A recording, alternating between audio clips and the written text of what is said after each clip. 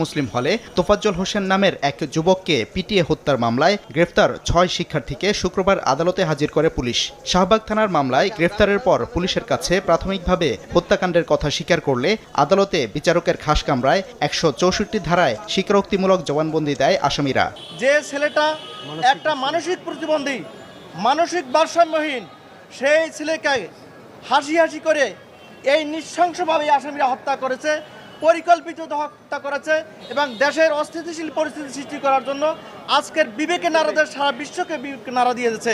এদিকে ঢাকা বিশ্ববিদ্যালয়ে মানববন্ধন করেছেন শিক্ষার্থীরা। এ ধরনের কর্মকাণ্ডকে নৃশংসতার সর্বোচ্চ পর্যায়ে বলে দাবি করেন তারা। দেয়ালে দাগ নিয়ে নো টেনশন, থাকলে rainbow acroplast emulsion. Rainbow paints, the colour of joy. যখন বুয়েটার আবরারকে মারা হয়েছিল, আমরা বাংলাদেশিরা প্রতিজ্ঞা করেছিলাম না যাতে আবরারের মতো আর কোনো মানুষ না মরে যায়? তাহলে তোফাজ্জল কেন মারা গেল? চাওয়া ছিল বা ইচ্ছা ছিল যে